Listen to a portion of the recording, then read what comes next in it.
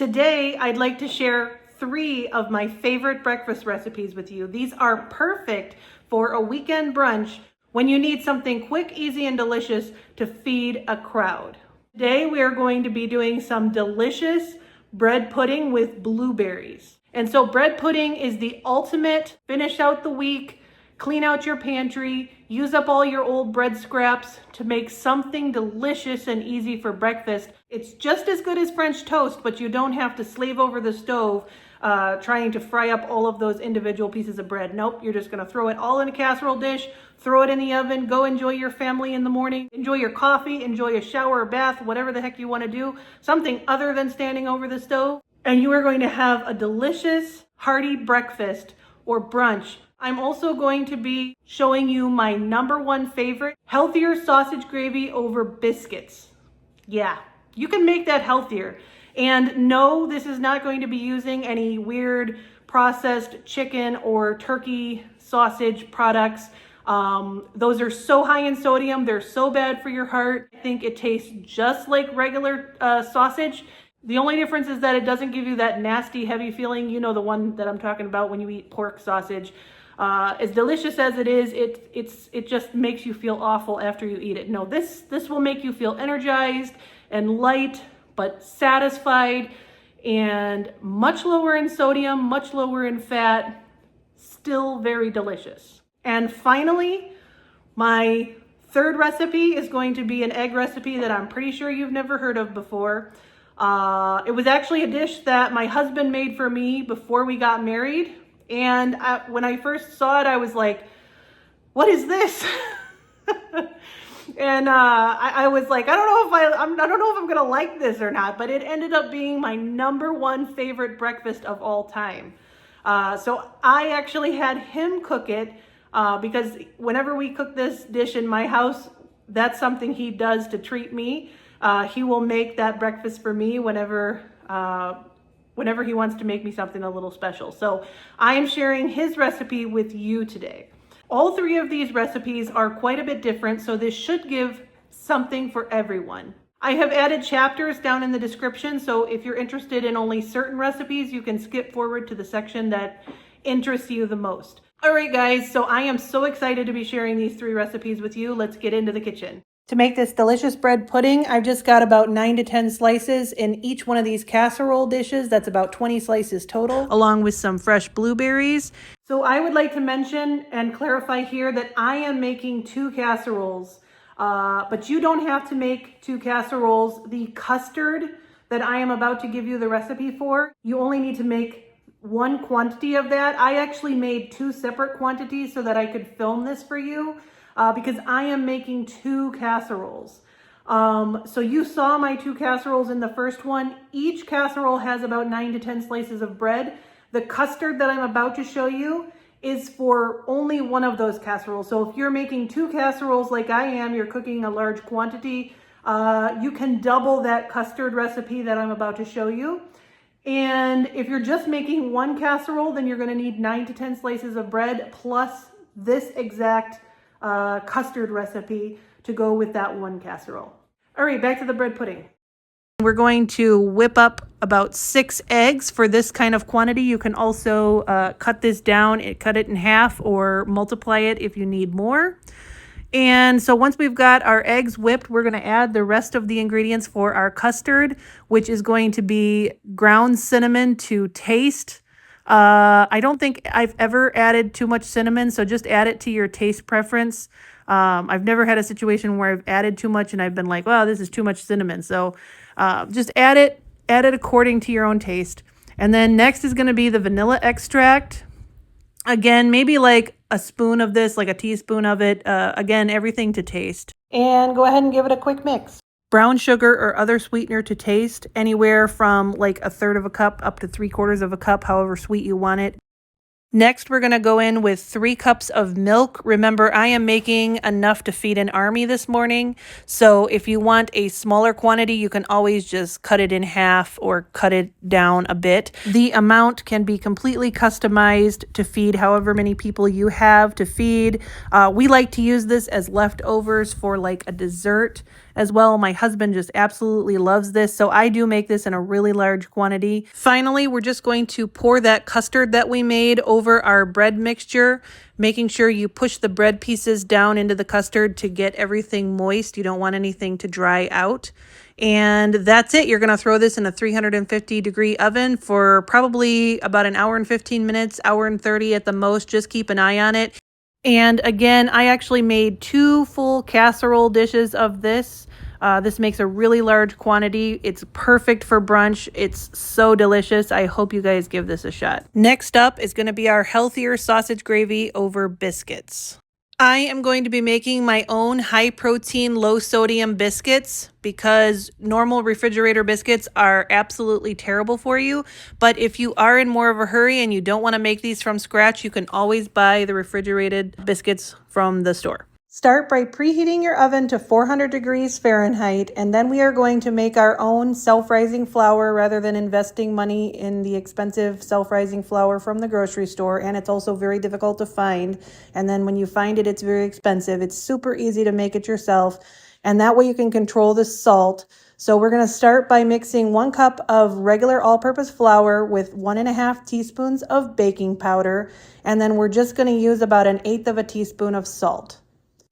We're going to incorporate those 3 ingredients together, and then we are going to add to that 1 cup of fat-free Greek yogurt, plain Greek yogurt, 0% fat. And then I'm going to start to incorporate it using this rubber spatula that I have, but ultimately we're going to have to get in there with our hands and work these ingredients into a dough. So make sure you have clean hands before you proceed to this step. Okay, so I'm going to mix it all together and make a good dough. Form it into a ball, get all that flour up out of the bottom of the bowl. It should be empty when you're done. And once you've worked those ingredients into a dough ball, you're just going to go ahead and continue kneading this on a flat surface. Is probably going to be easier. That's why I removed it from the bowl. Add a bit more flour as needed. If it's too sticky, you don't want it to be sticky.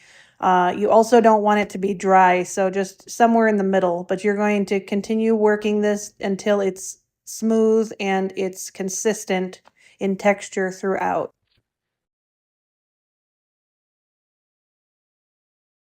And here we go. Our ball of dough is ready to be made into biscuits. So I'm just going to use a knife to cut this into 4 pieces. This recipe will make 4 biscuits. Once you've cut it into 4 pieces, we're just going to roll each one into a ball and flatten it out. And then we're going to do the same process with all 4 of those biscuits. And then we are going to go ahead and add our biscuits to a parchment-lined baking sheet and put those in our 400 degrees Fahrenheit preheated oven for about 15 to 20 minutes, or until they are browned up and cooked through, and the browning is to your liking. After we've put our biscuits into the oven, we're just going to go ahead and start working on our turkey gravy. Okay guys, here I have 1 pound of 93% lean ground turkey. So notice I mentioned that I used 93% lean ground turkey in this recipe. I would definitely not go any more lean than that. Keep in mind that with such a small amount of fat, and already ground turkey doesn't have much fat to begin with. So I recommend either like 93% fat or even 85% fat. Going more fatty is okay. I wouldn't go more lean. And the spices I'm going to use are going to be some pepper, Himalayan salt, although it doesn't have to be Himalayan salt. You can use regular salt or sea salt or whatever you have. Some crushed red pepper,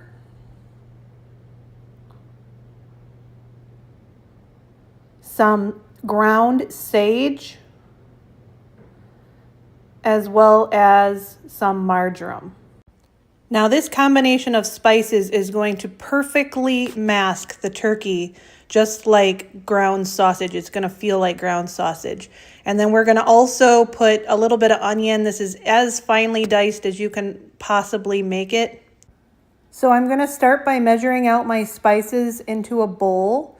It's going to be 1 teaspoon of black pepper, ground black pepper. I do recommend fresh ground black pepper. I don't recommend buying the already ground.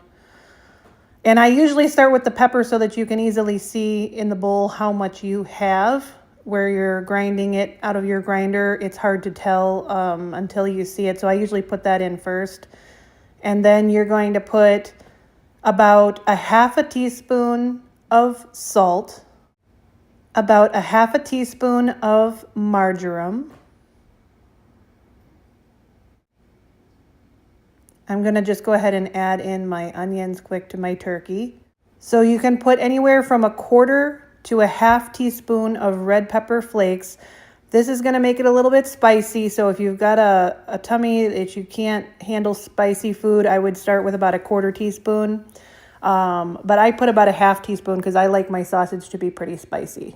So anywhere from a quarter to a half teaspoon of that. And then we're going to add in 1 teaspoon of ground sage. So once we're done measuring out our spices, we have them all measured out in the bowl. We're just going to give them a good mix. And that way they become our seasoning blend so that we can get it evenly distributed into the turkey. Then we're just going to add that straight into our ground turkey, just kind of sprinkling it as evenly over the top as you can, because, you know, the more dispersed you get it, the easier it's going to be to mix in. And then we are just going to mix all of those spices and onions down into the meat really well. You can do this with your stand mixer if you would prefer. I'm just doing it manually. I'm basically assuming that, you know, in case any of you don't have any specific kitchen utensils, I'm trying to use the easiest, most manual method so that you can see how to do it. So now that I've put just a little bit of olive oil into this skillet just because the turkey really doesn't have very much fat.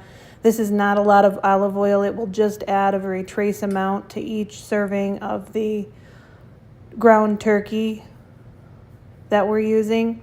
So I'm just going to add my mixed up ground turkey that I just mixed up with all those spices and onions. I'm going to add that straight into the pan.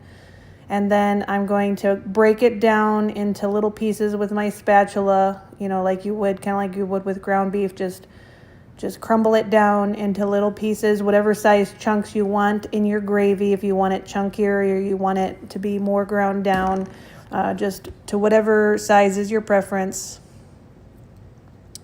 So I'm going to continue cooking this turkey until it's all the way cooked through, and it shouldn't have any liquid in it. It should be dry. There's not a whole lot of fat. My biscuits are done, so I'm just going to take those out and put them on the side. Here you can see how soft they are. They're nice and browned up.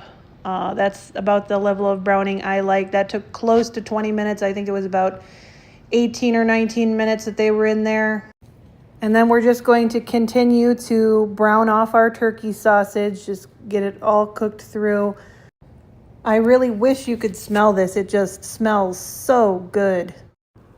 We're going to add kind of an even layer of flour. I have a feeling this is about maybe a little less than a quarter cup in total of all-purpose flour, but just as you can see here, just sprinkling some over the surface of the meat, and that will kind of dictate when you have enough.